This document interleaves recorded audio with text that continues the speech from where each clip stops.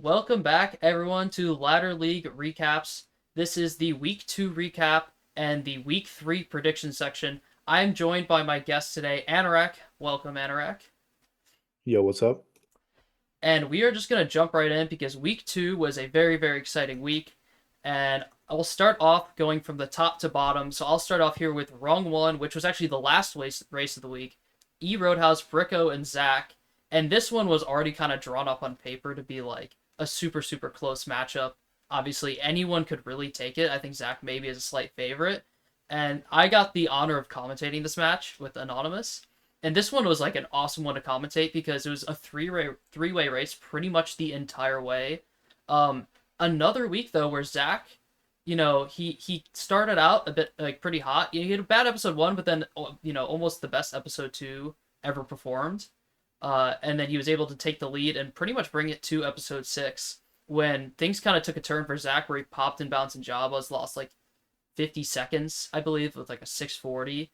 And then Evan took the lead. Bricko temporarily got it in Endor, but then Evan was able to kind of take a stranglehold of the lead in 3 and 5 and kind of hold a like it right. The final time might not say it was a super comfortable win, but it felt pretty comfortable because he was playing really well at the end. And then Bricko ekes out a really close second place to Zach, where they were trading that lead back and forth in 5. Bricko ends up holding it throughout. But this was just a really cool match for me.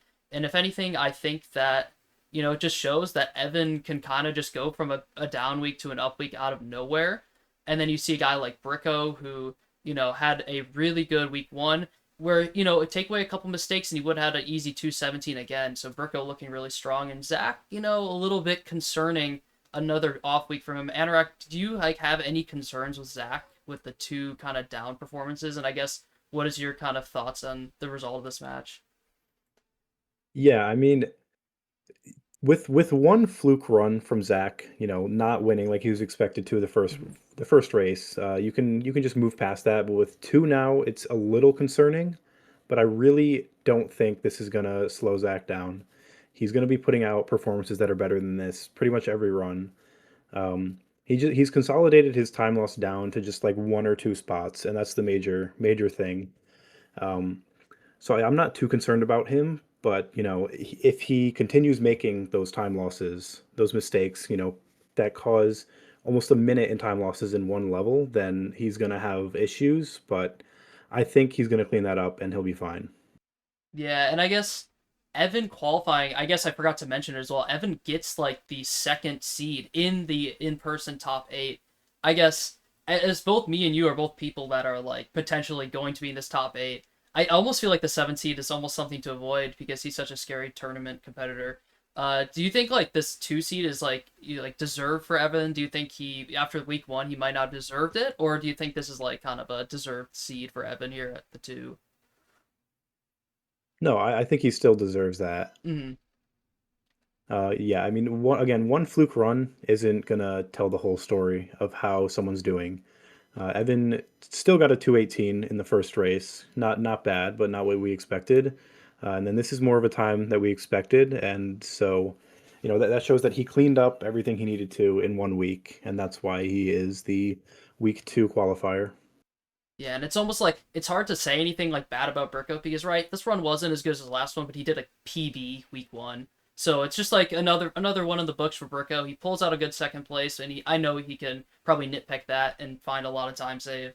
But he's going to be in rung 1 next week with another chance to qualify. So there's really not much to say about Burko because he just has been playing well in this tournament. And I guess I can transition us then to rung 2, because this one was kind of a crazy race. A lot of stuff happened between myself, Laser, and Jared. And I almost feel like the result was kind of the opposite of like the initial predicted outcome, right? I think Jared was the slight favorite. I was the slight second place favorite, and then Laser was projected to get third in this match.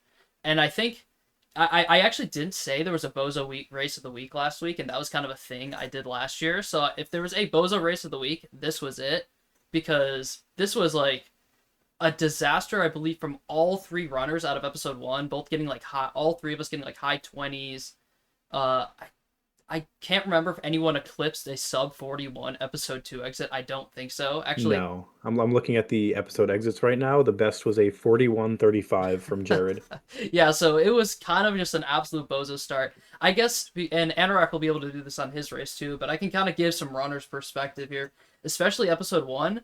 I had some like disastrous controller issues throughout all episode one. I was like having input delay, I was dropping inputs sometimes, and it didn't actually resolve itself until Mall when I was like kind of gonna, okay, I'm gonna disconnect my controller.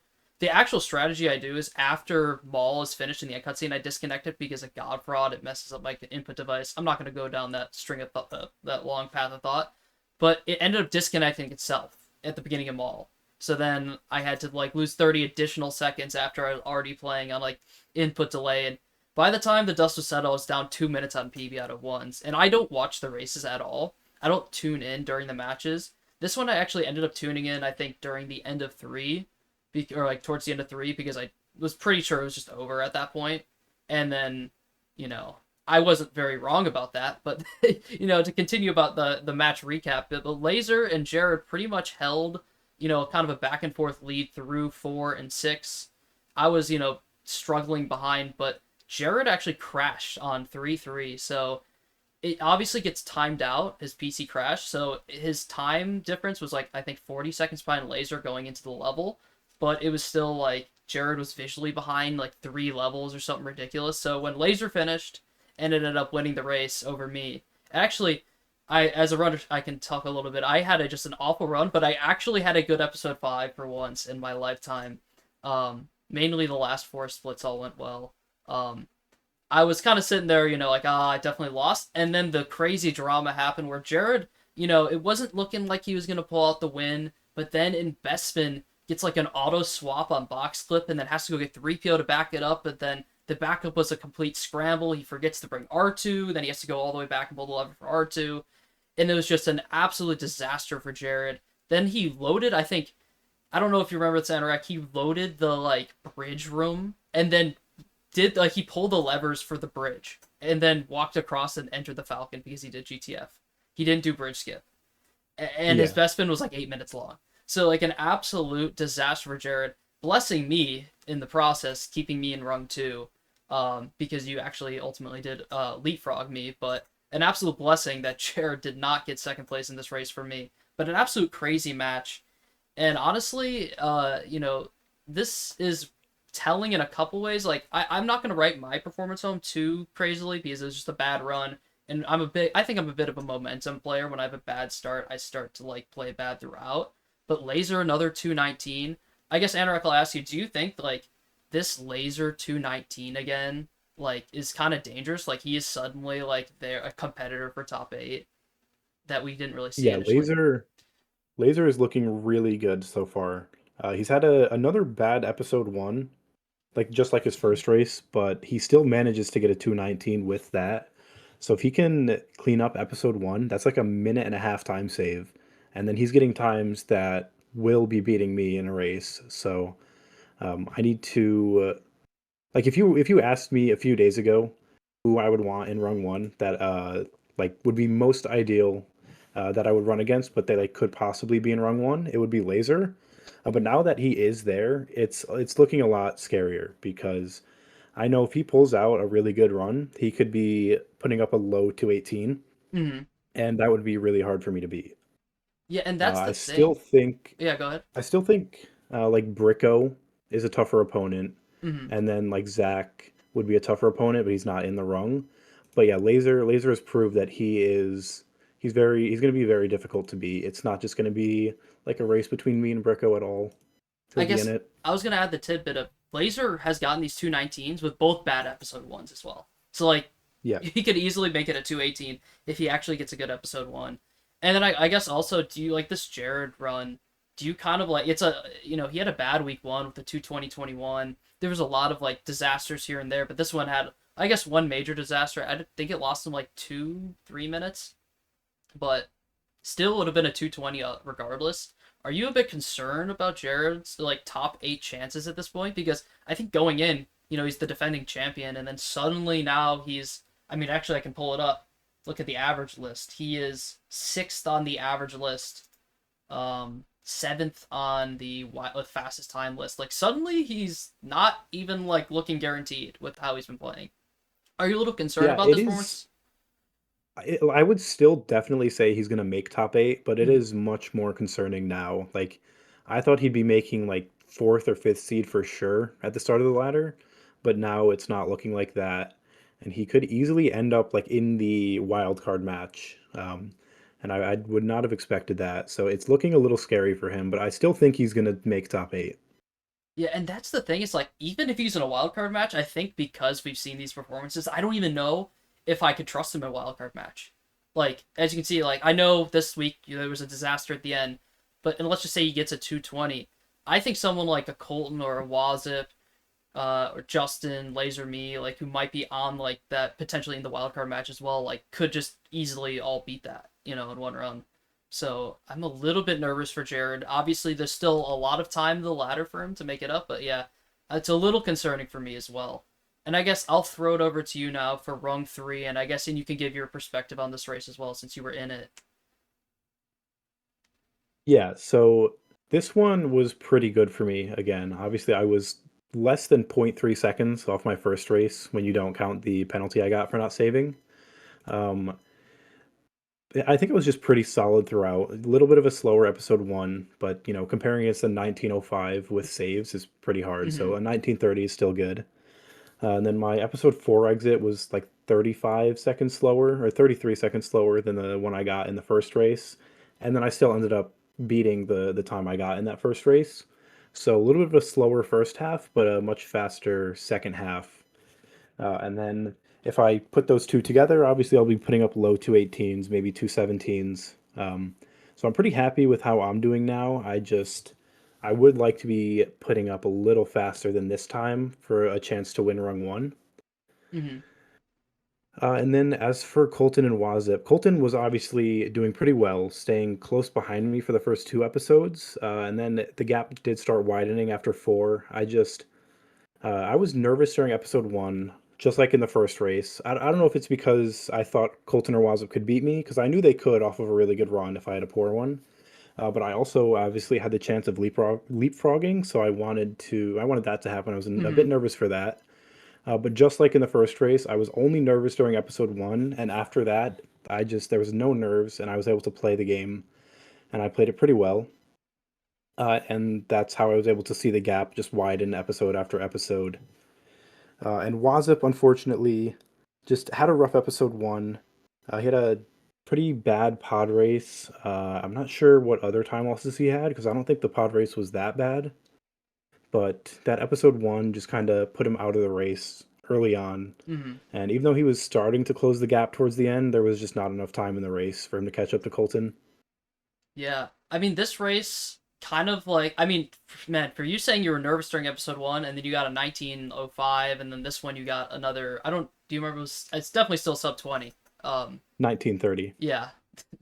Being nervous during episode one apparently does not phase your gameplay at all, which might not be the case for other people, but, obviously this is like, for me at least, looking at your perspective, as someone like maybe going to the tournament, I wasn't sure with like your tournament experience, like if maybe there would be a couple matches that like are where 220 or something that might be a little off, but both 218s to start the tournament and within like a couple seconds of each other. So at least for me, it's like pretty solidified that like despite maybe not the most tournament experience, right? You just had ladder league last year. Oh wait, were you in season one?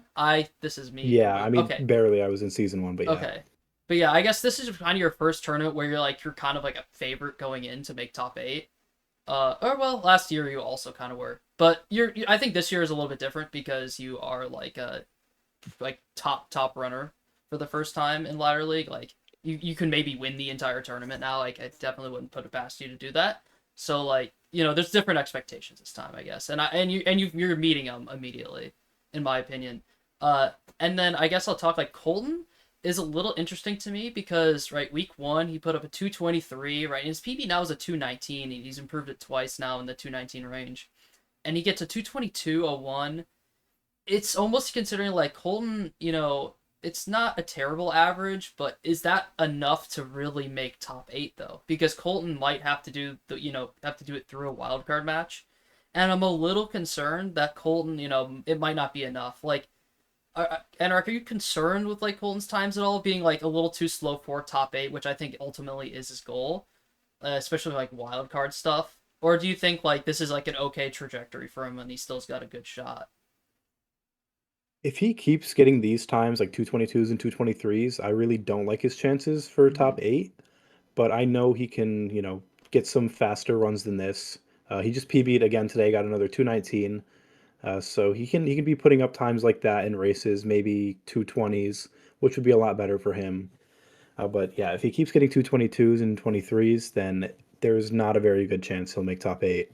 Yeah, I'm pretty much on the same page with you as that. And then I guess Wazip, who's another person who I see like, he was one of the like outside of the top eight people going into the tournament that I think could make it. And I think the first week I wrote it off because it was his first tournament match and ever. And Colton, same thing. Like it is also his first tournament match ever. But another kind of poor performance from Wazip. And like you said, it was kind of the early game that took him out of the race. But it's a little concerning because, right, I think Wazip's average is already below Justin's, so him getting into the wildcard match might be tough at this point.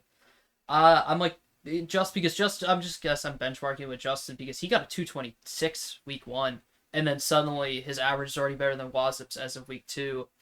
One, it goes to show how fast the average can swing, but also like it's a little concerning because Wazip, right, similar position to Colton, but I think slightly worse. Where if he wants to make top eight, he's gonna need better times than that. I'm assuming you kind of are in a little bit of agreement. Like it's a little bit concerning for Wazip's top eight position, but it is his first tournament.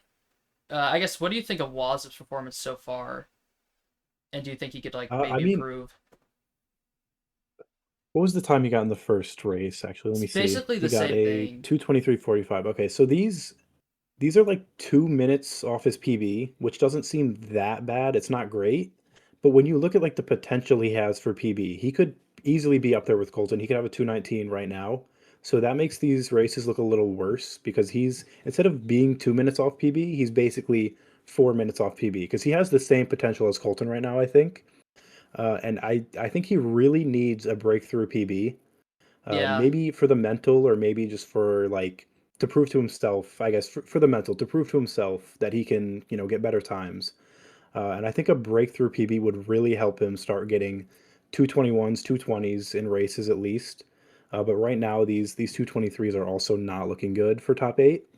But I know he can do better than that. yeah, and I mean, I guess there isn't really elimination concern for him yet, right? He's in rung four, which is a little bit low, but he's favored there. He has to get last place to even be in an elimination run, which he'd be extremely favored in.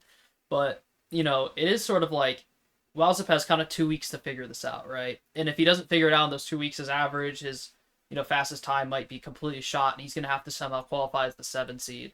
I guess fastest time you can always get at any point, but I agree with you. I mean, he's very close to that breakthrough PB. I think he's twice on his streams. He has gotten like 2 runs into five that could have been the breakthrough, at least to get a 220. Maybe I think one of them he could have gotten even a 219 with, but and some late game catastrophes happen. But I think he is just right. I agree. That breakthrough PB away, he's more comfortable getting that time now. And I think we see this with Zach in the past, where he like trying to get his first record, he had so many like catastrophes right before getting it, and then finally once he got it, it felt like freeing for him. He broke through that barrier and just was going so well on after that. So I think Wazip needs to just break through that barrier within the next week or two, or else it might be lights out for him in ladder league. Anyways, I'll throw it over back to you for rung four, which was probably the least interesting race of the entire week. So I'm sure you won't have a lot to say about it, but I will throw it over to you for this Wiisuper Dime Coulson one. Yeah, I mean this run was I'm not gonna say decided, but it was pretty close to decided out of just pod race. So Mm-hmm. 4 levels in, and Justin, did he hit full God Fraud? I'm assuming he did Yeah, with the 1948 episode 1 exit. Daime got like a sub 4. I think it was like a mid 3, like a 320, 330 or something. And then Coulson had the worst pod race you could ask for in a race. And that just separated all three of them instantly. And then there was really nothing changed after that. Justin just kept getting farther ahead of Daime, and Coulson just kept getting farther behind Daime. Well, I guess Coulson did make up some time in episode 4 because Daime had a pretty bad episode 4. But besides that, the gap didn't really close much between those two. Hmm. Justin was able to just walk in an easy first place. Yeah, I guess because a couple of things I've noticed with this race is like Wiisuper's back. Is this my kind of like headline that I think Yeah, about in this race? Right, he got a 226 week one. A lot of that is to a pod race issue, but like now he has a 220.08, almost had a PB in this race.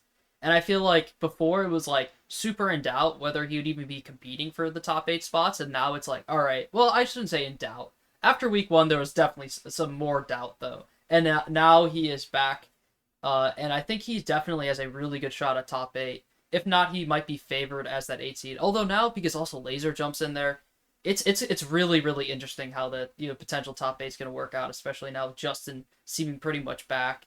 But I guess I'll speak on the other racers as well because Daime, I'm a little concerned about Daime because once again he needed to show some like really big improvement to have any chance at top 8 in this tournament. And if anything, his races have been super underwhelming so far.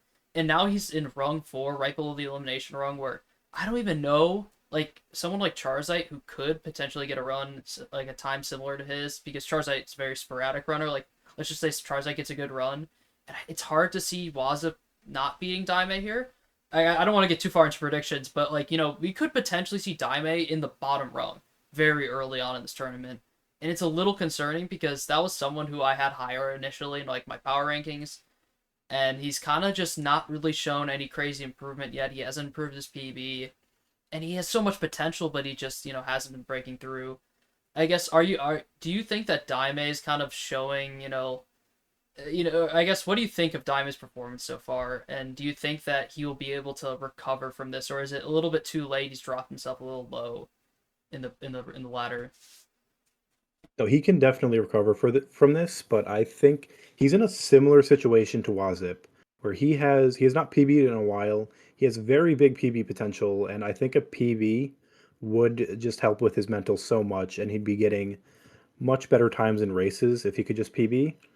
But for now, like, yeah, 225 is not looking good, but he can get much better than this in a race. He can get a PB any day. It could happen in a race, which would be really good for the mental. And if that happens, then he can be on a like really good upward trajectory. Um, but for now, yeah, it's not looking great. But I don't think he's just going to be out of the ladder within like a couple of weeks. He should stay in to see it quite a bit Hmm. longer. And I guess I'll ask you this as well. Do you think kind of this Coulson time is a little fluky, or do you think this is a little bit cause for concern? Because, right, he is in the bottom rung, which is, initially, it was expected at this point, because he's actually overperformed himself a ton in this tournament. But do you think this is a little bit of a fluke for him, and he'll get back to his, like, 225 ways in tournament matches? Yeah, I mean, with a 6.5 minute pod race, this is definitely a fluke. So if he just plays pod race safe, he could beat this by like 3 minutes. Mm-hmm. Um, I think he might be more like sporadic than Charizite even because he got a what was it in rung one? A 223. Oh no, that's Colton. A Yeah. 225 in rung one or week one. Yeah, that was a PB for him as well. Um, Right, yep. so very, very interesting. Yeah, Coulson. And I guess we'll bring it up when we get to predictions. But yeah, Rung 5 is actually a two-way race. So Coulson and Mello will be facing each other. I guess. Oh yeah, I mean, this is a great transition to talk about that because we can start talking about Rung 5, which is the race where you can see a big DNF is kind of the storyline of this race. I'll quickly go over that and then talk about the race between EJP Man and Charizite. But essentially, Phantom is DQ'd from the tournament, did not finish the run. So Phantom is basically automatically, I mean, I can mark it here, getting last place here, guaranteed 17th. Actually, I won't mark it because for some reason it wants Coulson immediately into the next run. But yeah, Phantom will not be in the tournament anymore. Immediately gonna get 17th, which makes Rung 5 next week a 1v1. Um, but he just had a bad start, kind of lost his mental. I'm not gonna go over too much, but he is no longer in the tournament, which then led us to a pretty good. Like I know the final times say one thing, but it led to a pretty good two-way race between EJP Man and Charizite, where they were kind of back and forth throughout the first 3 episodes.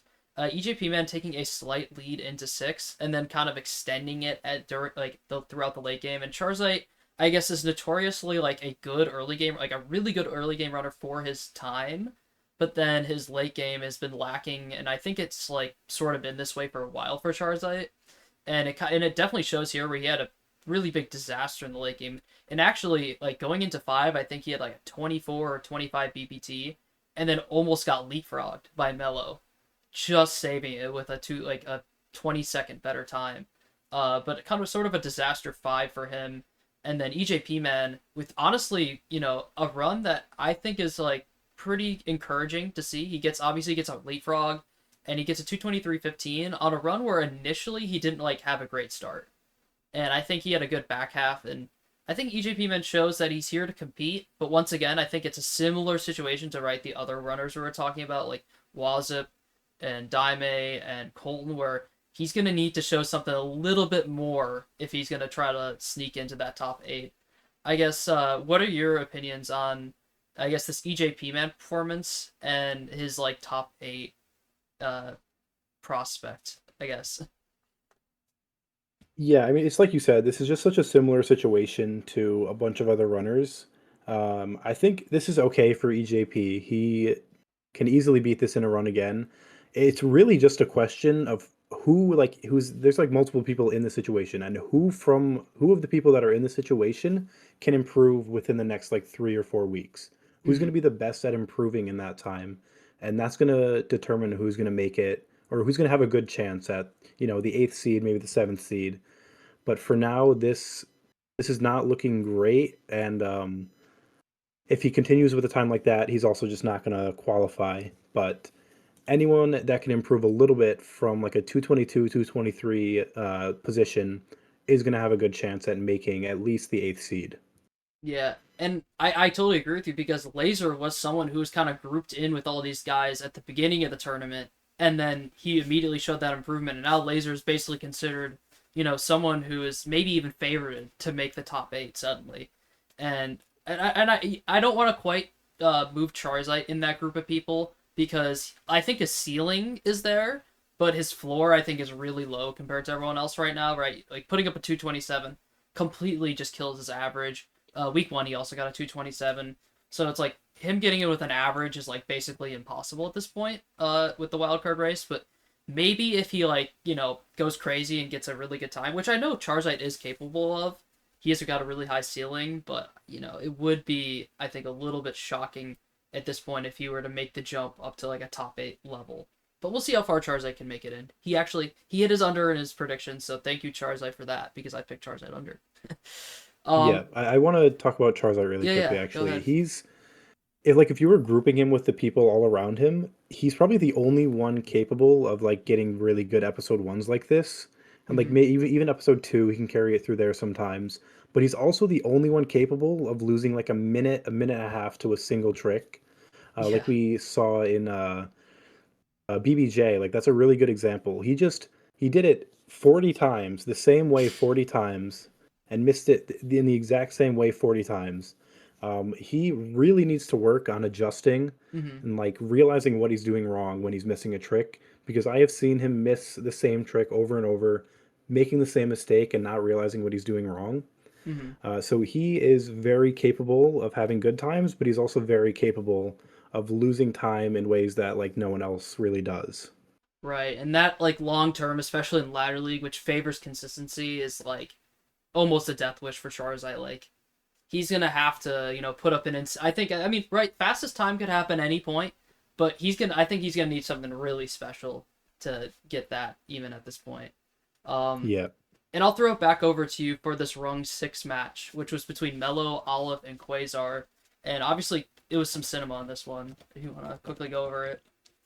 Yeah. So firstly, I'll just talk about Quasar because he just had a rough one and was never really in it. Just stayed like 3 minutes behind for most of the race.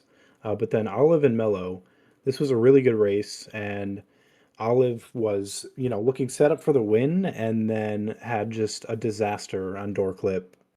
Didn't know how to back it up, and it's just a an issue with experience. Like she did not know Mm-hmm. how to back up Chewie falling, and ran back to try to get him. He wasn't there because he was just sitting out of bounds, wouldn't respawn because he was in the collision, and that ended up losing her the race.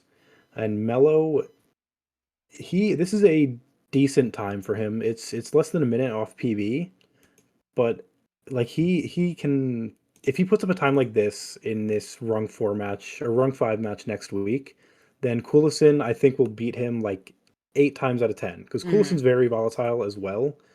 But like that 228.59 that he got is like his lower limit. Yeah. And I don't think that a 220, a high 227 is going to beat Coolison very often.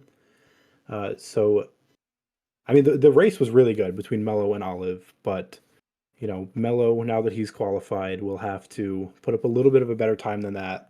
He is at least consistent, a little bit slower than you'd want, but he's consistent, not having like really bad like 229s, 230s, anything like that. He's just got to shave off like a minute or two, and I know he's capable of that. And then that's Mm-hmm. a good chance of beating Coolison. Yeah, I'm just glad that we got another like absolute cinema bottom rung because right when elimination's on the line and when it switches in Bespin both weeks, it's honestly really fun to watch that. Yeah. Quasar, I guess yeah, I'll talk quickly on Quasar because it just like wasn't a good tournament for Quasar here. 229 into a 231. And I'm not gonna fully blame him on it because I think he just was a little rusty at this point, and I think everyone in this tournament has been super determined to play and keep strats up to date, keep I guess not rusty. And Quasar just like wasn't quite prepared, and he didn't have enough leeway being in rung 5 off the start where he could have like gotten it back together real quick before the tournament. So and I mean I did take the Quasar over specifically because I was concerned about his like lack of playing prior to the tournament, and I guess yeah, quick making kind of the quickest exit. Definitely not. I don't want to say it's like a completely his fault thing, but it is kind of the earliest exit he could have had. But that's how it goes sometimes. We've seen it in past tournaments. Not like it's anything new. Someone has to get eliminated every week ultimately. And then I guess to quickly speak on Olive because Olive had a great tournament. Gamer Olive, someone who like I at some points was in LCQ2 and not even in the top three.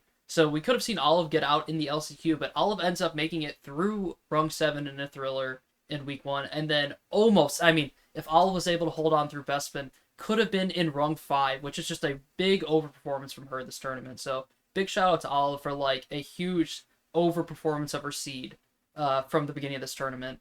And then I guess Mello as well with another like I guess his under already hit, right? So this is already I think an overperformance from Mello technically in the tournament already. And he's gonna have a like I guess a real big opportunity being in like a 1v1 against Coulson next week. And like you were saying, right, I think Mello's like, you know, his if he gets a time like he did last week, it's gonna be very tough for him to beat Coulson. So I think he's gonna have to kind of have one of the like a run that's maybe even PB level, maybe even a PB, and we'll have to kind of see how Coulson is, right? Because he is kind of I think the X factor here, where Melo's we kind of know what time Melo is gonna kind of put up around within a minute or two. Coulson, we have no idea. So yeah, Coulson could put up one of those 225s. Actually, I don't want to get too far into predictions right now, but definitely a big opportunity for Melo. And I'm not like super concerned with this race time for Melo because I think it's another one of those races that Melo has where he has some disasters, and like you take away those disasters, he's getting a PB. And I know you could say that for like everyone, but Melo, I think specifically, has that potential to PB. We'll just have to see if it happens in the ladder. It's going to be a tough race, but I will wrap up the recap part of the video, and actually we made about the same exact time as I did last week on the recaps, and move it over to our power rankings. Uh, Here we go. Shout out to Bricko once again for doing the power rankings. Really clutch. Uh, okay, I just want to make sure I'm not going to get covered up. All right, cool. We start out with our bottom power ranking, and I guess this is soon to be removed. Actually, still got 2 more weeks. Um, because you can see Phantom is actually auto eliminated at this point, so Phantom will be moving into that 17th spot. Quasar and Olive also eliminated from the tournament. But yeah, I guess when you're looking at the power rankings here, I kind of grouped together here. I guess the bottom three runners who were the kind of three runners that played each other in rung, what was it? I guess I'm looking at it right now. Rung 6, week 1, all still alive here in the third week. And obviously Charizard, he's in a position where he's not even in an elimination rung. But currently my power rankings for them, I'm going Mellow, Charizard, Coolison, and I think they're like, Mellow. I think is pretty widely, I think considered the last, I guess, the bottom runner right now of amongst those who are alive. But I think Charizard, Coulson can be interchangeable. I think Charizard might have that slightly higher ceiling, but Coulson so far has shown his he's been able to beat Charizard throughout this ladder league. So it's hard for me to put Coulson below Charizard right now. It's kind of why I have the bottom three ordered this way. I guess Anorak, do you agree with this kind of bottom three order on power rankings, or would you maybe move Coulson and Charizard around? Yeah, I think I agree with it. Um, Charizard, they're just it's so hard to group to like rank those two anywhere, Coolison and Charizite. But I Mm-hmm. think if you take away that pod race from Coolison, he that puts him easily above Charizite. But if you count that in the average, it's a little harder to do that. But I would still put him above Charizite. Mm-hmm. And then Charizite, not not the greatest races from him, but still a little better than Mellow. Um, and like I said, Melo has the potential to do better, but he just hasn't done it yet. So that puts him below those two as well. So I agree with those three. Yeah, and I guess what I'll do, like I did last week, is keep Daime in mind because he's kind of part of the next grouping here, and I think it would be a little ridiculous to put Daime over anyone below right now. So I will keep Daime 13 in mind, and I'll bring up the next grouping of runners, which I think honestly maybe you can even, I guess I'll even keep it a little bit more brief, and maybe you can even expand on your list a little bit. But like, I think Daime EJP man. I don't think you can put anyone above them, kind of below, like a Wazip below EJP Man or Colt below EJP Man. Maybe you can because like while EJP Man did get a better performance than Wazip this week, but I'm gonna keep it still at Daime at 13, EJP Man at 12. I think EJP Man is like a little bit better than Daime so far. He's in a little bit of a better position as well than Daime, but both of them sort of a little underwhelming this tournament so far. Right, they haven't beaten their PBs, which I think both of them are very close to like being able to break through, get a 221, maybe even a 220 in PB attempts, but they haven't really shown it in ladder league, and the consistency has been a little off for both of them. So I'm keeping them at 13 and 12. And then I have Wazip at the 11 and Colton at the 10. Actually, I guess the story is right. Justin jumping over both of them, which I think is in my mind completely justified given Justin's performance this week, almost PBing, and Colton and Wazip hasn't had it run even close to what Justin got, which should have been a 219. Ends up being a low 220. And I think the reasoning for the order of Colton Wazip is Colton's looked a little bit better than him, just final time wise. He obviously just beat him this week. But I guess my order here: Daime, EJP Man, Wazip, Colton, and Wiisuper. You can group Wiisuper in it. I guess Anorak, that's a big group of people to cover, and I'm sure you might have a lot to talk about in this section. But would you change, I guess, this Daime through Wiisuper range at all? And if not, I guess, do you agree with most of the points I had? I think I agree with this. Like based on the first 2 weeks, this just has to be the order. Mm-hmm. EJP I think might be a little above Wazip just based on the first 2 weeks. They Mm-hmm. like I said, they both have really big potential. So who knows what it could look like in 2 weeks. But right now, EJP I think is performing a little better than Wazip.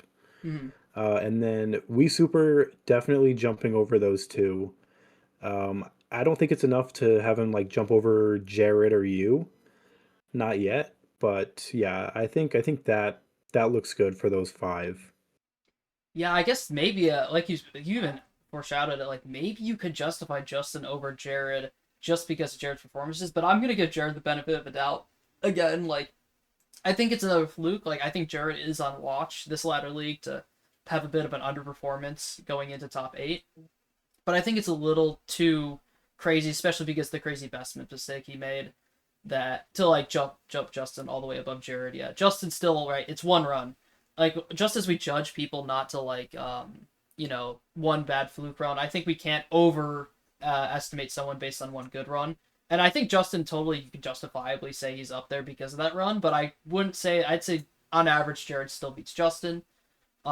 And then I guess that kind of brings us to our next grouping, which I'll leave it at Jared, myself, and Laser, which is, and then I guess most of the groupings on the other slide. So maybe I'll just say Laser's my next one, and then we'll move on to the next one, the next slide. But Jared, I think it's almost reasonable enough just because the start of the tournament Laser's had to move myself and Jared below Laser. Obviously, you can just look at results, and obviously Laser beat myself and Jared.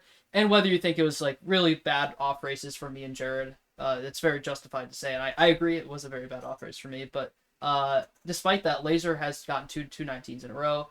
That's why I have him up at the 6 this week. Anorak, do you kind of agree with this Jared, myself, Laser, or would you reorder in any way?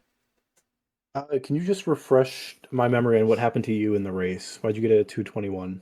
Oh yeah, yeah. So I did mention the controller problems in episode one. So I was Oh like yeah. 2 minutes behind PB at the start, and I think right. This could be viewed as a little bit of a flaw. Maybe it's a strength in some situations, but I think I'm a little bit of a momentum runner. So I wasn't able to pick up like any momentum early on, especially being down 2 minutes for PB, and then like I guess like my episode two was fine, but then my episode four where I was like trying to really build a good momentum because I think four and six are kind of like a strong part of my run. I took like I missed Super Crane on a really good secret plans. I was gonna get like a gold jumble and then I missed the speeder clip at the end or whatever for like 20 seconds. I'm trying to remember. A DSC, I just got my helmet shot off pre-rip more, like right at the end of the room. On a strat, I never really get my helmet shot off, and then I like blanked on Rebel Attack, and then I obviously had the Jabba's disaster. So it was like sort of for me, I couldn't get anything started this run, and by the time I did, which was really late into the run, it was kind of too late. Um, but anyways, yeah, I guess that's my explanation of the catastrophe run. But I'll throw it back to you about the order here, um, between Jared, Yeah, myself, and so Laser. yeah, I definitely put Jared at the bottom of you three right Mm-hmm. now. Uh, 1 220 is not great, and then I mean it was obviously a really bad time lost. I got him to 223 in week Mm-hmm. two, but he was still not on pace for anything great before that. Mm-hmm. So I'd say he's still below both of you. Um, and then yeah, I think you're barely below Laser right now because Laser in only two races has showed that he's a very good racer. Yeah. Not great episode ones in both and still putting up a 219 on both runs. So yeah, just going off of what happened, I'm gonna have to agree with this as well. But if Mm-hmm. you can put up more 219s, then I think you'll be, maybe a bit above Laser, unless he also continues to put up Mm-hmm. 219s. And I think he's definitely capable of that, but I think you're a little more capable of that. Mm-hmm. Just hopefully we don't see any more 221s. Yeah, that certainly wouldn't help my case here. But yeah, this whole I guess just to speak on it because the power rankings I forgot to mention it are just so like recency biased, and they are very like I want to make it so they change a lot.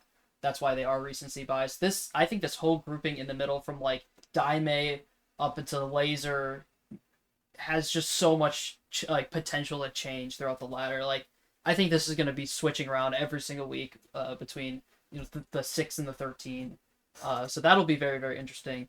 And I will now move on to our top five. I mean our top six technically, as you can see, Laser moving up to the six. This is how I have our ranking here. I think what I am gonna do before I explain my rankings here is when someone qualifies, I think I'm just gonna lock them in. Once again, right? If someone like if Laser qualifies next week, I would, it'd be hard to say like, oh, Laser's better than Zach. But then again, it's like they did qualify for third. I might just lock them in at the three, so it's not confusing having someone who's locked in be below someone who's not. Obviously, the debate could be made for sure, right? I don't think anyone would say Laser's like better than Zach if he qualifies next week, but um, I think I'm gonna keep it as like Dragon 1, Evan 2, just because they did qualify the way that they did in the 1-2 seeds. But anyways, what I mean to talk about now is the order between 3 and 5, the Brico, Zach, and Anorak. And I think Anorak, I'm putting you at the 5 here. I think is pretty fair.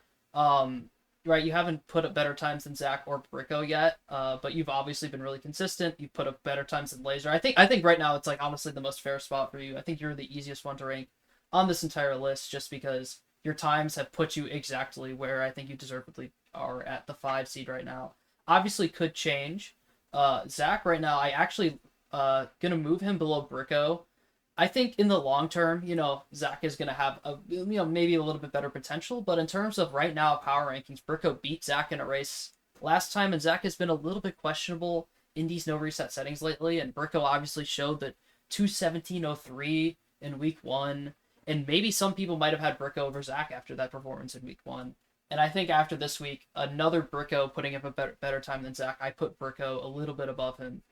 And then right, maybe Evan would be somewhere else, but I think there's no discussion on it because he did actually lock in the 2 seed. I guess for this 3 to 5 ranking Anorak, do you agree, disagree, or how would you reorder if you do disagree? Well, I definitely agree with me at the 5 spot, Mm-hmm. but I am not sure if I'd put Bricko above Zach yet. Mm-hmm. Um, I think Zach obviously is just he's going to be putting up better runs than that. I don't think really these first two have been great indicators of his consistency and skill at all. Mm-hmm. But Bricko has proved that he is a good racer right now. So, you know, going off of that, you could put Bricko above Zach, but I don't think I think I'd still put Zach a little above Bricko. Mm-hmm. And I guess yeah, I But guess it long is close term. though. And right, yeah, I guess it's hard not to think long term because like Bricko could definitely go on and win the tournament for sure, but I think Zach still has a really good potential to win the tournament. And it's like hard to put him at 4. It really is hard to put him at 4 in a power ranking when I think he was a consensus number 1 for everyone going into the tournament. So maybe I'm a little low on Zach, and I think I agree that with you that it's very easy you can keep Zach above Burko. Um, and I think everyone has a different opinion on it, maybe, but this is what I'm gonna go stick with for now. And then I guess we'll transfer over to the prediction segment. We're actually making pretty good time right now, only 46 minutes in. Um, and I think we'll go bottom to top here. Week 3, we got 5 rungs left. Still a lot of matches. I think actually, as we look at it, every single match is scheduled, which is really really cool to see already. And it's only Monday.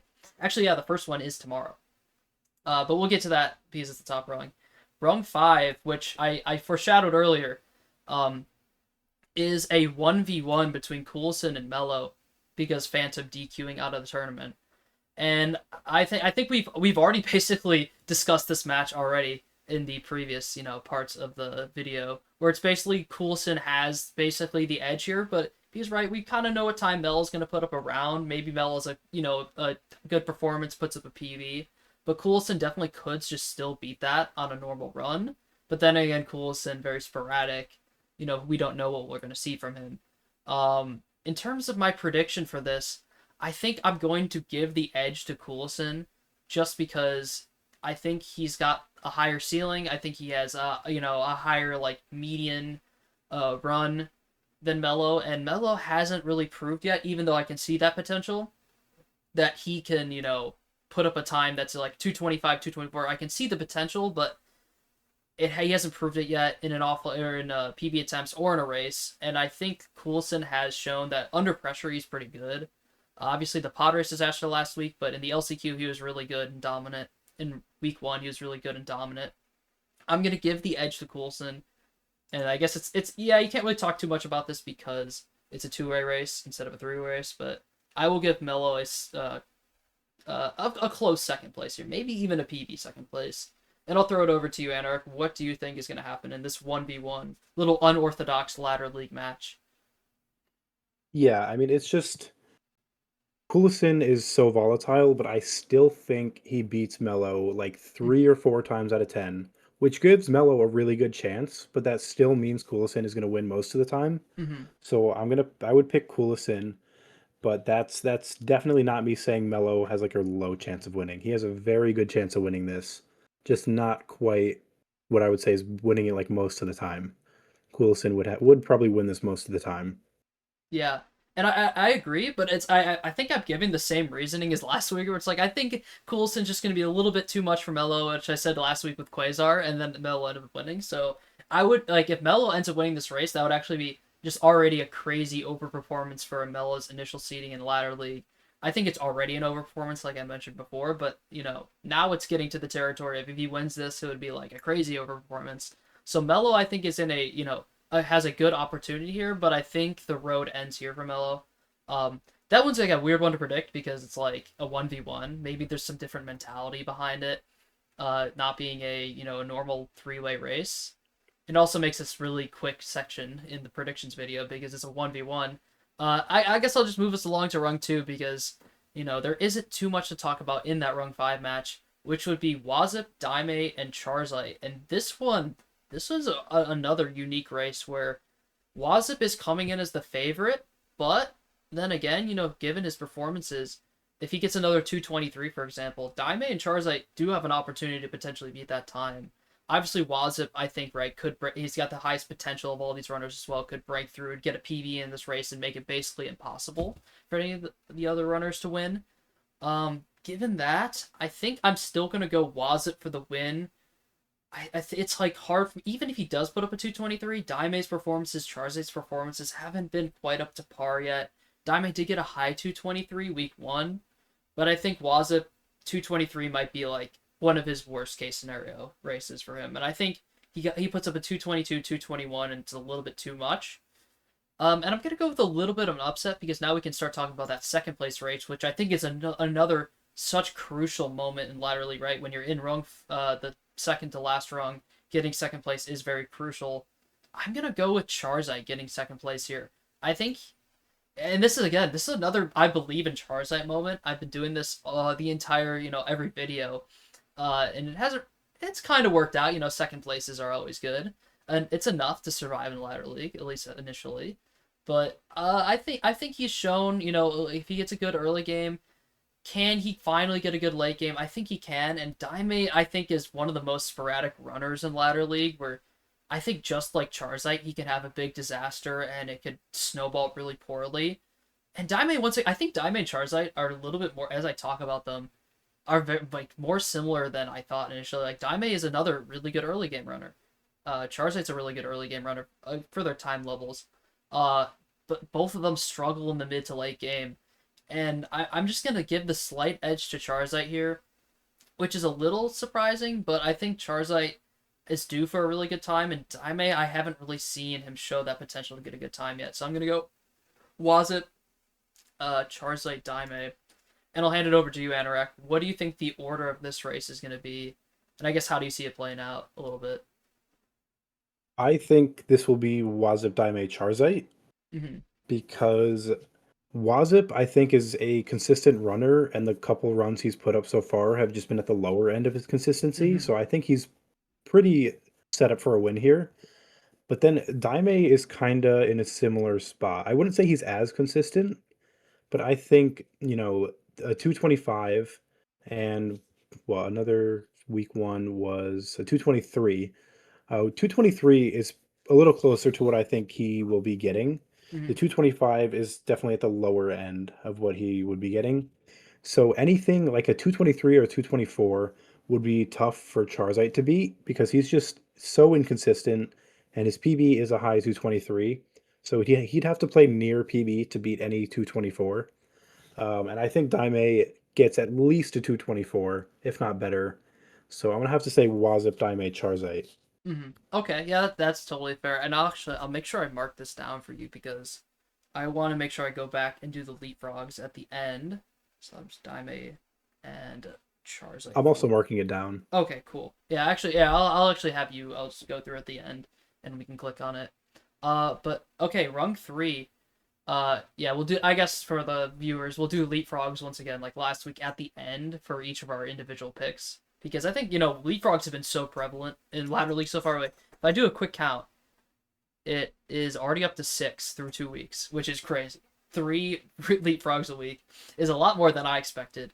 But anyways, moving on to rung 3, which is a very unique name to say in rung 3. Jared, Colton, and EJP Man, and Jared being in rung 3 at this point is kind of wild. But once again, he finds himself in a position where it's like, right, he's in rung 3, but I don't think he should have any problems with winning this race, right? Even in like his disaster case scenario last week, that's a very similar time to what Colton's been putting up all tournament. And while Colton has, that ceiling to potentially put up like a really good time, even that ceiling is probably going to be worse than a normal Jared run, in my opinion. In a normal Jared run, I don't even think we've seen like the average Jared run yet, which might be a 218, 219. So I just don't. see any way like I could pick an upset here, but that's basically banking on Jared having multiple minute disasters. And I just don't see that happening. So I'm definitely going to put Jared as the winner, but I think it's a very interesting race for second place where it's Colton who has, been improving that PB, but EJP Man kind of putting up his first really solid performance, and I think there's some momentum that goes with that for EJP Man.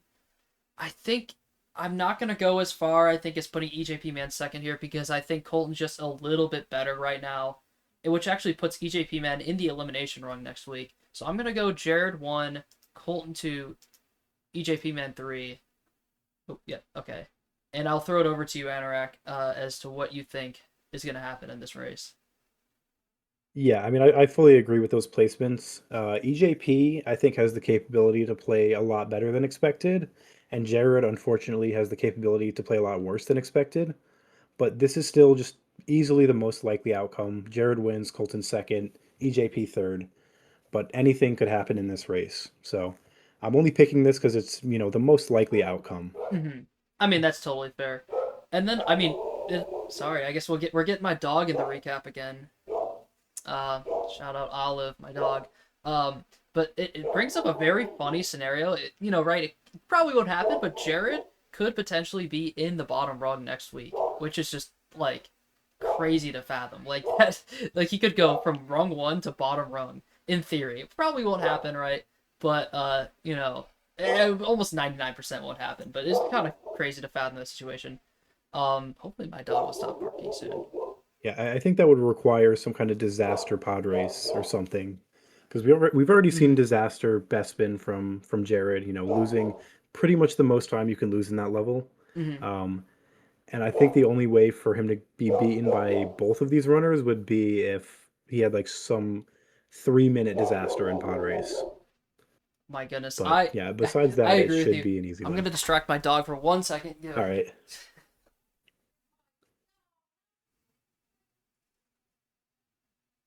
Okay. Okay. I guess he was just looking at a mailman or like an Amazon delivery driver or something. Okay, I thought it was over, but never mind. We'll just have to bear with it for the rest of the recap. Hopefully, it should stop. She doesn't usually bark for too long. Um, I think yeah, we're pretty much in agreement there. And I guess this could be a big bounce back race for Jared, right?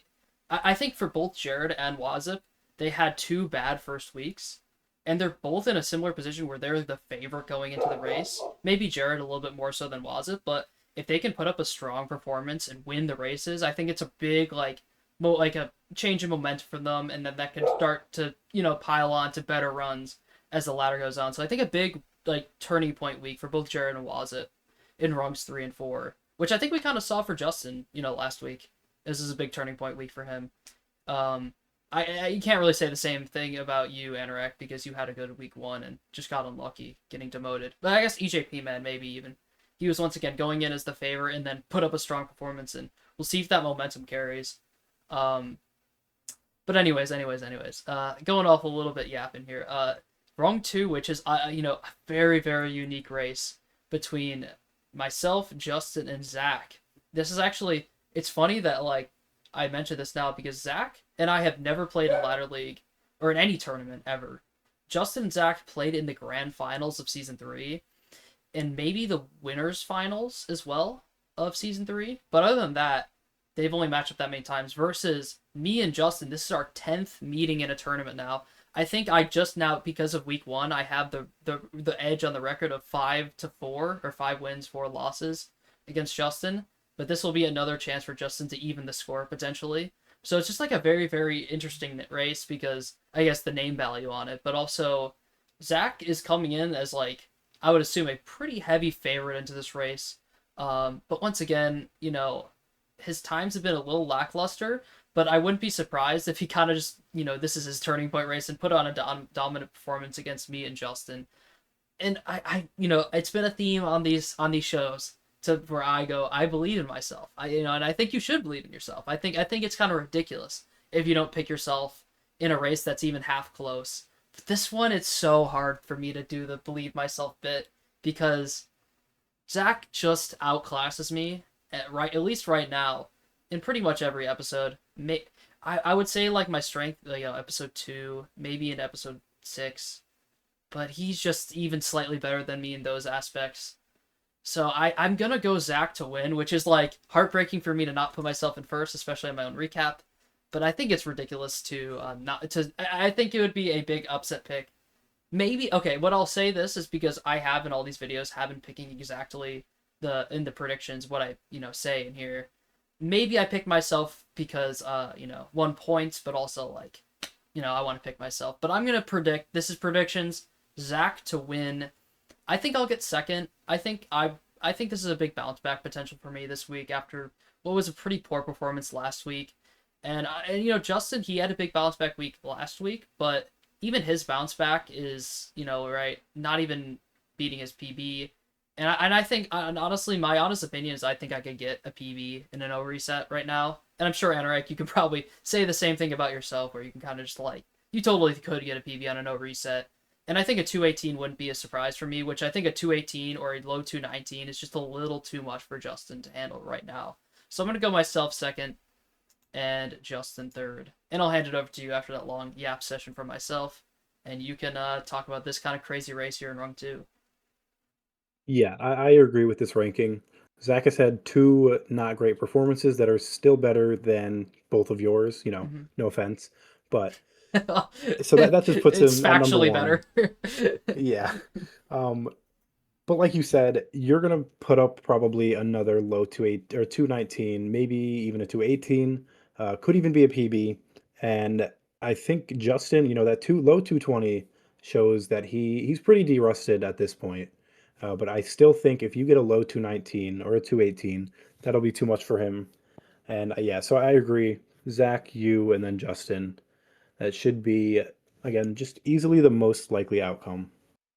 Yeah, as I look at this, like it almost seems to be like a theme this week of like, other than I guess rung 5 and rung 1, where it's like the middle rungs 2 through 4. There's kind of like a favorite, and I think it's hard to pick against the favorite in all these rungs. But the battle for second place is really good in pretty much all of these, which is very relevant. And then obviously in these races, if the favorite does falter, then it becomes almost like a three-way race for first, second, third, which would just be amazing to see. So very, very, very interesting rungs 2 through 4. But which brings us to honestly another crazy matchup. Rung 1 between Bricko, Laser, and yourself, Anorak. And this one is really hard to predict because I would say all three of you guys have been like sort of performing above where I think you would initially be punching. Maybe you can argue against yourself. Maybe you're like I expect to do a lot better, which I think is fair enough because I would say the same thing about myself. But obviously you're here in rung 1 with a chance to qualify for the in-person top 8 with a 3 seed. But I think the favorite has to be Bricko going in just because of how he's performed so far. Right, at 217.03 in the ladder early on, just showing that he can put on a really good performance, and then a good close battle between himself, Evan, and Zach last week with the mid 218. He is the favorite going in, and I think I am gonna pick him, and I think it's just a more of a nice little alignment with my placement predictions as well, where I have Bricko under 4.5, and I think this is kind of a good spot for him to get it done because right, Zach is still in the ladder, and if he does get second here, or even well, I guess if he gets third, he's not gonna be getting the 4 seed, but if he does get second, he's likely gonna be facing Zach next week, which I don't think he will beat him twice. Um, Even though it's a close race, I think Zach will end up going win-win here and getting the 4 seed. But I think I'm gonna give Bricko the win here because I think he almost needs it because he doesn't want to drop down to the 5 seed. And I think you and Laser, less so Laser because I think for him to win this race, he's gonna have to put up like an over minute PB probably, which I don't quite see him doing. Like has the potential, but it is his first rung 1 match in a while. And I think we could see another 219 out of him, but I honestly think that's going to be third in this match. I'm going to go Bricko to win, you to get second, and I think it'll be a close race. And then Laser, maybe a minute behind here in third. Um, and then, yeah, I guess, what is your prediction on this match? Yeah, I have the same outcome. Um, I have potential to get a 216, I would say. Like maybe that's being ambitious, but I think I do. And I guess I'll explain why. Because after that first race where I got a 2:18:53, I think you might have been there when I said this, but that run felt like a 2:21. Yeah, Like no, I was making mistakes everywhere, and I it somehow agree. ended up being a 2:18. My 2:19:11, Um, I feel the exact same way about. So I can totally understand that. Yeah, go ahead. Sorry. yeah. Yeah, so it was just like really surprising to me that that first one was a 2:18 because it felt terrible. And it's almost certainly because I had a really good episode 1 and then started playing poorly after that. Hmm. And then that would explain why the week 2 one was literally zero point 0.2 seconds faster, but it felt like a much better run. And that's because I played poorly in the first half, but then started playing a lot better in the second half. Hmm. So, a good run for me is a 2:18, but a bad run for me is also a 2:18. So I would say, I could PB here, and any PB would be enough to beat Bricko if he didn't have a great run. Obviously, he had a 2:18:25 last week, so any PB for me would beat that. But I'd still put Bricko at first, more likely to beat me. And then Laser, also going to be below me, like you said. Um, he just he's been putting up 2:19s, but I put up two 2:18s, and that's really the Yeah, only reasoning. Like yeah, I that's I agree. He's punching like a he's doing little very bit well. too high. I guess that weight class isn't like a boxing term. It is kind of, but he's punching a little bit too high up here. I think. I think he's a really good runner, and I think at this point he might actually be favored to make top 8, but I don't think it's going to be a 3 seed. I think it would be a big shock if Laser get the 3 seed, and I guess we could Yeah, actually even look at the point values. Yeah, I think 5.56, and I almost don't even think this does justice. I think he should be worth a little bit more points. Maybe make it a little bit closer between you and Bricko, but I think it does do justice. And I guess I am curious. I'm just scanning compared to like how we judged how close these races are versus the point values. Like that race for second between Colton and EJP, man, I think very favored in Colton, and then same for Colton. Same thing with Daime and Charizard. It looks like Daime definitely like quite favored over Charizard for the 2 seed, but I think or for the second place. But I almost feel like that's a little bit. It doesn't like quite represent how close the actual gap for these second place for second place in these races are. Obviously, you can't predict second places like on these predictions, but I think the predictions don't do quite justice on how close everyone is for second place. But and I think overall both of our predictions were a little chalky this week, but I think you have to do it because I think this week is one of those weeks where it just happens in the ladder league where there is definitely still some good runs and good races, but there's like a clear favorite. Right? The run 2 through 4 all have a pretty clear favorite, and it's really hard to pick against those favorites in those matches. And I think the storylines as well with Wazip and Jared turning their tournaments around. Same thing with a little bit with Zach because he had a slow start. I think all very much meet what will happen this week. Um, oh, I guess yeah, leapfrogs. Let's quickly talk about leapfrogs. We're actually making great time here. Um, this is actually funny because it's basically like for the rung 5 leapfrog in my predictions here. It's basically Coulson versus Charizard again, but they're not actually racing each other directly. And I think I am gonna go with the Coulson little 3-0 with the leapfrog and getting himself out of the bottom rung. I don't think we've seen that yet. Yeah, sorry, excuse me. Um, we haven't seen a leapfrog out of the bottom rung yet, but I think Coulson where he is on the power rankings and the situation he's in here, in my scenario where I have Charizard getting second, I think I do see the leapfrog happening, which would set up a crazy bottom rung with EJP Man Charizard Daime, but then keep Coulson out of the bottom rung, which right he would be punching with Justin and Wazip, which is a little bit too much for him in the next week, but that would guarantee him at least another week in the ladder. Um, in terms of the was it Wazip versus Colton Leapfrog, that's another kind of rematch from last week. I think Colton will have the edge here. I think Colton's actually my prediction is Colton's gonna put up a good run this week. And by good run, maybe like 221, maybe 220. And I think that'll be a little bit too much for Wazip. While I think Wazip is gonna also get like a 221. I think it'll be a little bit on the higher side. So I'm gonna say no leapfrog there. There is some definitely interesting leapfrog potential for Jared. It's just once again, it's so hard because Jared, it's like Jared definitely can like if I put up a 219 OX or something or high 218, he definitely could leapfrog that, but he just hasn't shown it yet. And Well, I do think this is a bounce back for Jared. I think maybe it's a bounce back with like a high 219. And maybe he starts to pick up momentum as the tournament goes, but I don't think quite yet it will be a leapfrog for him. And I guess yeah, that's the only leapfrogs this week for me to cover. Uh, Correct me if I'm wrong, Anorak, but your standings only had the difference of like Daime versus Charizite, right? Yeah, that's the only difference. Okay, and then I guess yeah, if you want to go kind of match by match for the three leapfrog scenarios, do you think any of them will happen? Or I guess I'll start. Go. You can go one by one. Starting with rung five. I do not think Coolison will leapfrog because that would mean he would have to beat Daime and Charizite, and I Mm-hmm. don't think he's going to beat both of them. At least one of them is going to have a decent run that's going to be Mm-hmm. second place behind Wazip. So I don't see Coolison leapfrogging there. Jared has a chance. I guess I skipped Wazip. Wazip has a chance, but with the most likely outcome being Jared Colton EJP, that means he's got to beat Colton, and that's just not as likely as it isn't. Mm-hmm. So I'm gonna say no leapfrog there either. Jared, though, I mean, with the race performances, I can't say he will. Like his PB is like half a minute better than yours, or like 40 seconds better, I think. Yeah, I think And with you at it's like second, 45 almost. you'd be Yeah. Sorry. Yeah. yeah, like with you at second, you'd be the target. But like with the performances he's put up, I can't say that I think it's likely to happen, but it could. So I'm gonna Yeah. say no leapfrogs this week.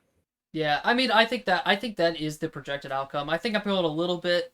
I think I believe in Coulson a little bit this week to get a good time, but yeah, I think for Jared, it's kind of like I will start picking it once you prove sort of that you can get a good time in the ladder, which we know he's all capable of, but he hasn't Yeah, proved it yet. And I think this week will be a proving week for Jared where he'll get a good time, but will it be enough to leapfrog rung two? Maybe, but I think the performance from myself and Justin is like I think maybe not Justin, but if I put up like a 218, 219 range, I think Jared just hasn't been in that range in that time range and no reset settings quite yet.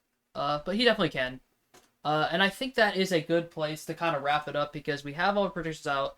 Um, I actually guess we can quickly chat about the prediction standings, just kind of going it over because we kind of this is kind of just a random segment.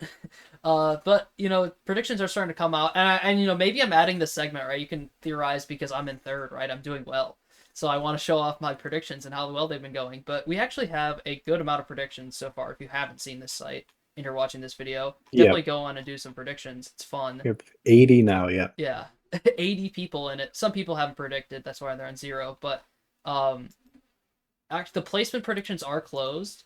But I do want to quickly just brag, and we can look at yours too, Anorak. About yeah, I guess yeah, the weekly predictions, whatever. I've gone exactly to how I've talked about in the videos. It's 7 for 13. Pretty mid. But the placement picks for me have been really good. I had the Evan under hitting last week, the Charizite under hitting this week or last week.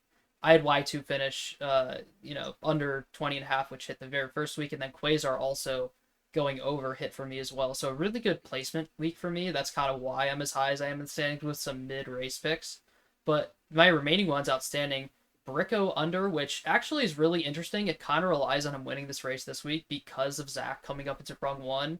He's gonna have a really tough time if he gets second, then getting the 4 seed, which is kind of a borderline tough one for Bricko's under, but definitely could happen.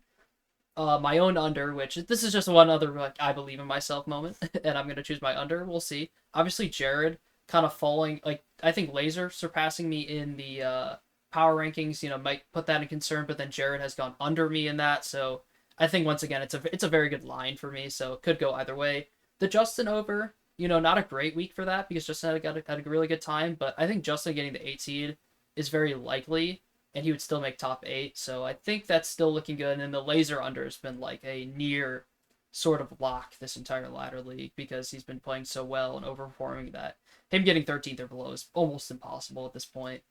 Um, and I'll actually go over to yours, Anorak, if you want to talk about your predictions a little bit. Oh, actually, a lot of your placements have settled. I don't know if you want to chat about any of your race picks because they're actually better than mine, but yeah, go ahead if you want to yap about your predictions a little bit. yeah. So yeah, race picks are looking pretty good. Um, Let me see. Yeah, I don't know if there's anything interesting to go over, but you know, believed in Zach and then believed in Zach. Put up not the greatest performances, which is crazy to say because he still got two mid to 18s, but that was not enough to win week one or week two. Um, Yeah, sorry to interrupt you, but I believed in am noticing. myself. That didn't work out. Sorry to interrupt, but I am noticing that you did double down on the Zach week one win and the Zach under and the Dragon over. So it's kind of like a triple down, and that first match just Yeah. like completely backfired. Um, Yeah, it was just, I don't know. I had so much belief that Zach would win the first race, and that mhm, would be an easy 5 points there. And then the Dragon under 2.5. I did that because Dragon would have to come in second week one and then win week two. So like he'd have to have very specific placements for that to happen. But it just didn't matter because he won week one anyway, so that mhm, failed. Um, and then yeah, Zach winning week one would have just, went with the under that I picked for him. Neither of those hit. He unfortunately came in second and then lost the next week. So yeah, no points from Zach yet. Um, but the other three that I have pending right now for the over under, uh, Justin, I'm a little less confident in right now. Like he could go under that and that would miss. Laser though, I'm really confident in that hitting at mhm, under. And EJP, still pretty confident in that. He's not put up the best time so far, but he has very good potential. Like he came back and got the PB that he has currently very quickly. mhm, So I think he still has potential. So that under I think still has a very good chance of hitting. mhm. The only one that I'm not confident in anymore is Wiisuper. Like he could easily, Yeah, well, I don't know about easily. He could go under that. he'll have Not as confident opportunities, with I that one. guess, in the Yeah, top rung, judging by how he's been playing. But yeah, I think you're actually looking for two of the same things I am here with Justin and Laser. But either way, I mean, if you look at the overall prediction standings, I think yeah, you're in 10th, so definitely in a good spot. yeah, not bad. Yeah, and I'm only like one placement prediction above in third. I think like I'm hoping like obviously going 8 for 8 in placements would be amazing, but ultimately what it is going to come down to is these like there is top 8 picks still to come. I don't know exactly how we're going to multiply those, but I think the weekly predictions is the big thing now because obviously all the placements were closed a while ago, but I think it'll be a really good battle in the weekly picks from here until the end because there's still what 4 more weeks, 5 more weeks of weekly picks to go. So it should be very cool, and we'll probably do a wild card pick as well because there's the wild card match as well. But yeah, I just wanted to do, I guess, a quick leaderboard update on predictions. Shout out to Mugen, who is absolutely killing it. Like 10 out of 13 is already insane, and then he's gone perfect on placement so far. And Laser under is looking really good. Cold under is a little ambitious, but that could happen. And Wazip under hasn't been the greatest start, but once again could happen.